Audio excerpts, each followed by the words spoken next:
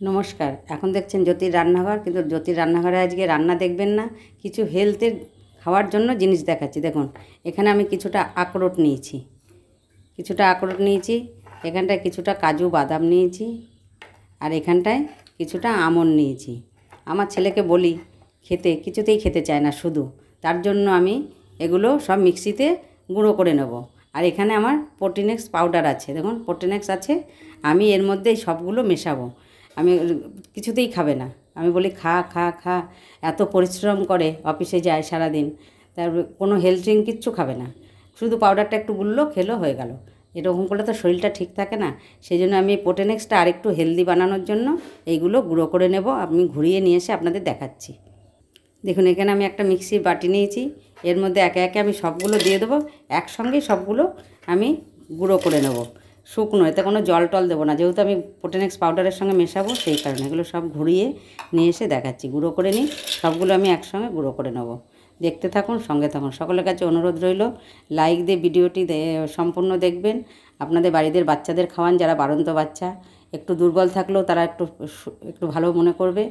তারপরে এটা খাওয়ালে খুব ভালো হবে, খুব হেলথ ড্রিঙ্ক। আজকাল তো দুধে তেমন কিছু থাকে না, খাঁটি দুধ তো আমরা পাই না, তার হেলথ ড্রিঙ্ক একটা কিছু খেতেই হয়। সেই জন্য এই প্রোটিনেক্স পাউডারের মধ্যে যেই বাচ্চারা যেই হেলথ ড্রিঙ্কসটা খায়, তার মধ্যে আপনারা এইগুলো গুঁড়ো করে মিশিয়ে খাওয়াতে পারেন। 1 চামচ করে দুধে ওই প্রোটিনেক্স পাউডার বা যে কোনো হেলথ ড্রিঙ্কসের সঙ্গে মিশিয়ে দিলে খুব ভালো লাগবে। দেখতে থাকুন, আমি ঘুরিয়ে এনে দেখাচ্ছি। দেখুন, আমি এগুলো সব গুঁড়ো করে নিয়েছি, আমি এবার ওর মধ্যে মেশাবো। দেখুন, আমি সবগুলো এর মধ্যে মিশিয়ে দিলাম, খুব ভালো করে মিশিয়ে নেব। মিশিয়ে আপনার এটা দুধের মধ্যে 1 চামচ দিয়ে বাচ্চাদের খাওয়াতে পারেন, বড়রাও খেতে পারে, সকলেকে। আমার ছেলে বড় হয়ে গেছে, অফিসে যে চাকরি করে এখন, তা ওকে বলে বলে আমি খাওয়াতে পারি না, সেই কারণে। এরকম কিছু দেখার জন্য আমি পরবর্তীকালে নোটিফিকেশানটা পৌঁছে যাবে, সাবস্ক্রাইবার করে বেল আইকনটি টিপে রাখবেন। সবার আগে আপনাদের কাছে নোটিফিকেশানটা, যে রান্নাগুলো ছাড়বো, যাই রান্না ছাড়ি, আপনাদের সামনে কাছে চলে যাবে। আমি আজকে আপনাদের এইটা দেখালাম, আরও অন্যান্য জিনিসও আমি দেখিয়ে থাকি, পুরোনো দিনের রান্নাও দেখিয়ে থাকি।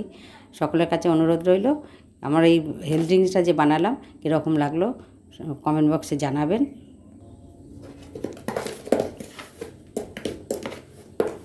সকলে ভালো থাকবেন, সুস্থ থাকবেন, ধন্যবাদ। কৌটোটা তো অনেকটা খালি করে ফেলেছে শুধু খেয়ে খেয়ে, না যদি আরও থাকতো তাহলে আরও সম্পূর্ণ আরও বেশি উপকরণগুলো মিশিয়ে দিতাম, আরও বেশি। সেই জন্য এইটুকু মেশানো হয়েছে। সকলে ভালো থাকুন, সুস্থ থাকুন, ধন্যবাদ।